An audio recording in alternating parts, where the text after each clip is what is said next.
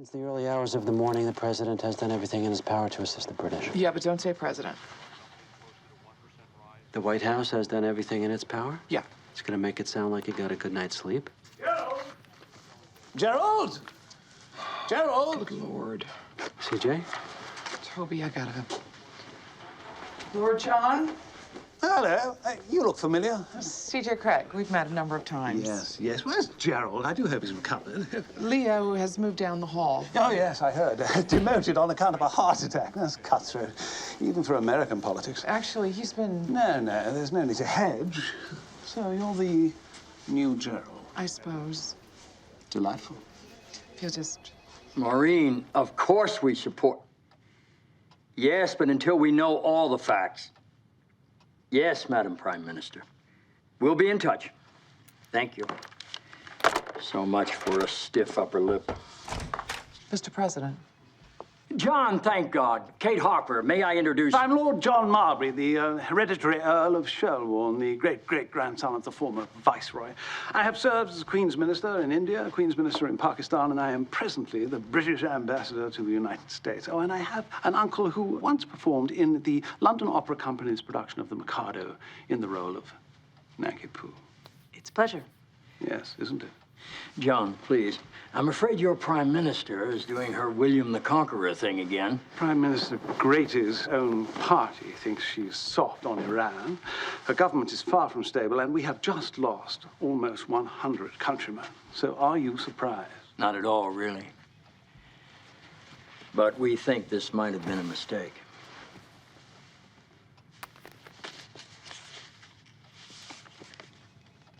They accidentally fired two ANAB AA-3 missiles at the side of a passenger jet? Lord Marbury. Yeah, please, call me John. John. Yeah. It's possible the Iranians thought they were shooting at a U.S. spy plane. So it's your fault.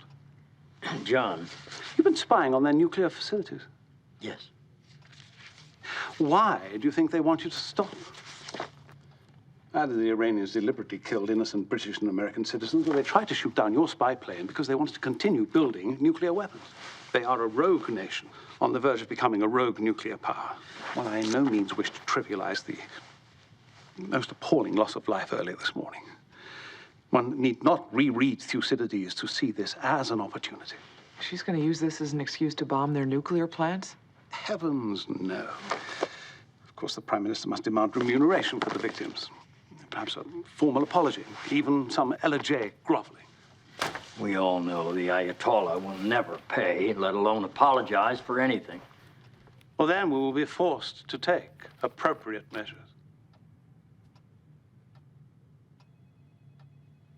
Will there be mimosas with breakfast? Every time he talks about colonial Western imperialism, I always want to remind him that the United States is also a revolutionary country that threw off its colonial masters. Why don't you? I keep forgetting. Mr. President? Is he here? Yes, sir. Send him in, please. Oh, God help me. John. Mr. President. Thank you for coming. How was your flight? Yeah, intoxicating. Oh, I see. Allow me to present myself, Lord John Marbury. I was summoned by your president. Yes.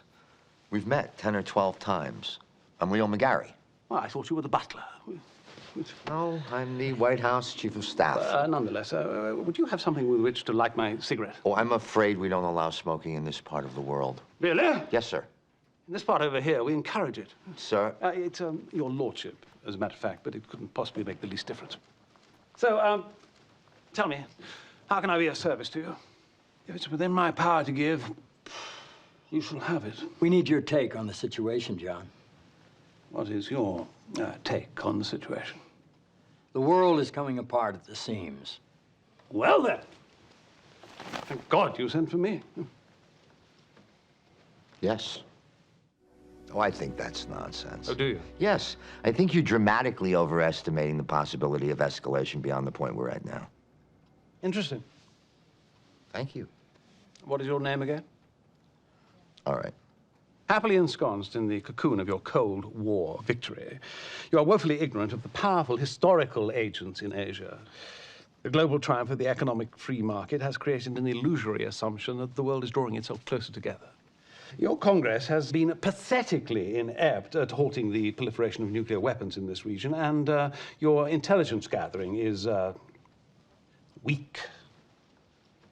India and Pakistan have fought 3 wars in the half-century since they have gained their independence, with God knows how many skirmishes in between.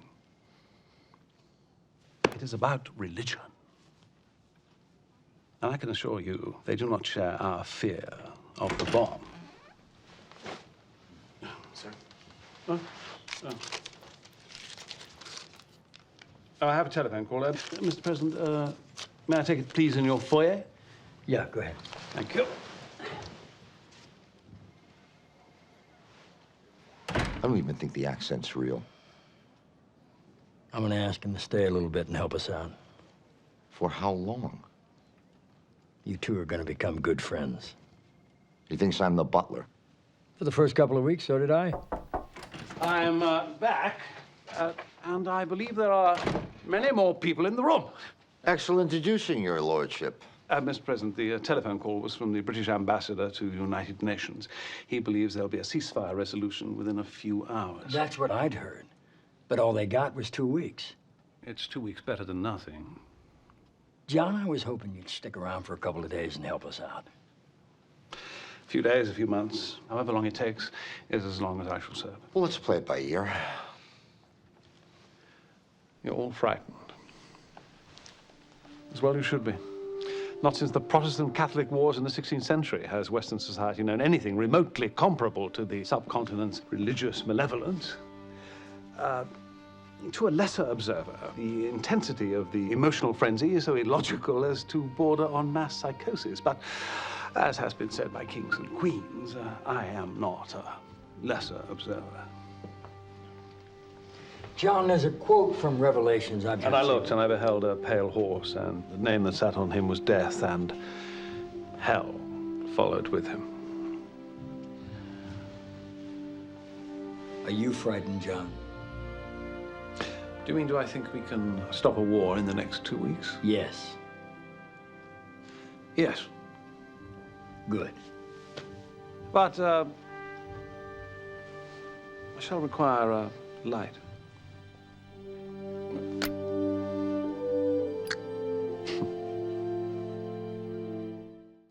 Josh, Gotta go.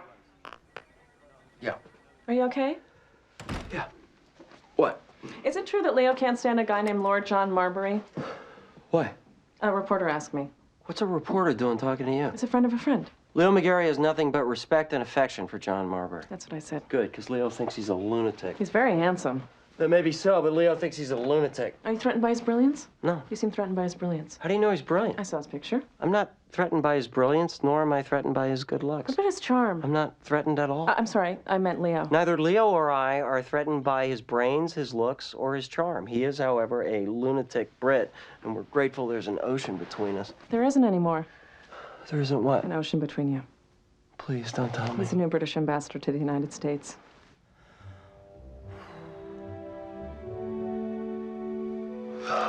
Yeah. Josh, Yeah. he's dreamy. Just gonna, stand next to the wall a little while longer.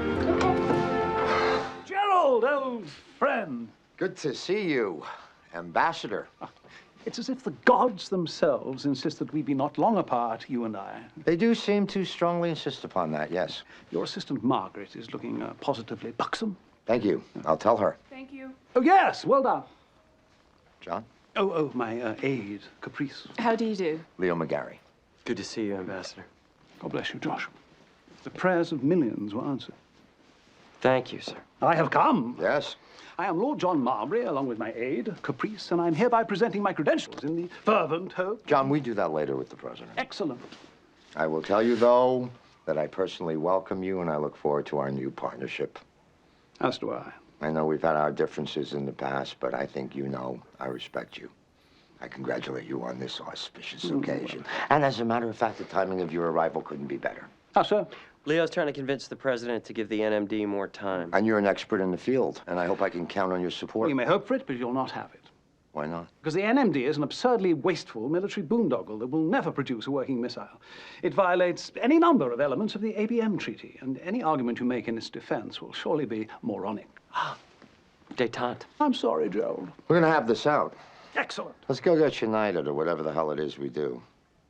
It missed by 137 miles. Yes. I could have missed by 37 fewer miles, and it would have still have missed by 100 miles. It doesn't work. That depends what your definition is. Well, my definition is precisely the same as everyone else's. John, Mr. President. it's good to have you here. Your servant as always. What made you agree to take the post? I don't know. I suppose it's possible I was drunk. Reasonable bet. Listen, I got to go a few blocks across town and give an address on global warming and the future of our planet. That's not something you're interested in, right? Oh, good God, no. Okay. Well, stay here and fight with Leo about something. We'll get you some dinner. I'll be back in an hour. We'll do your thing and then enjoy the reception. Excellent. Indeed. Here we go. An hour, did you say? Yes. I'll need some amusement. Good evening, Your Lordship. Excellent. John, let me explain why you've been waiting. I have to see people in the order in which they arrived, and you got beat by Argentina. Oh, well, yes. You also lost out on preferred seating for the State of the Union. I'm required to attend the State of the Union? Yes. Well, then attend it I shall. Okay. Tom? Mr. President, it is with pleasure that I present His Excellency Lord John Marbury of Great Britain, and by request of the Secretary of State, ask that you accept his credentials from Her Royal Majesty, Queen Elizabeth II, as Great Britain's ambassador to the United States. Where are you on the missile shield? Well, I think it's dangerous, illegal, fiscally irresponsible, technologically unsound, and a threat to all people everywhere. Leo? I think the world invented a nuclear weapon. I think the world owes it to itself to see if it can't invent something that would make it irrelevant. Well, that's the right sentiment. And certainly a credible one from a man who's fought in a war. You think you can make it stop? Well, you can't. We build a shield, and somebody will build a better missile. Well, it's a discussion for serious men. They say a statesman is a politician who's been dead for 15 years. I'd like us to be statesmen while we're still alive. Lord Marbury, I accept your letter of credence from Queen Elizabeth, and by affixing my signature and seal, do hereby declare you to be an ambassador extraordinary and plenipotentiary. Well, thank you, sir. Congratulations. God bless America. God save the Queen. Abigail! Lord John, Abigail, may I grasp your breasts? I'm standing right here. you may kiss my cheek. Excellent. Abby, Oh, Gerald. I haven't had a chance to say happy birthday. Happy birthday, Abby. Happy birthday. Happy Happy birthday, Abby.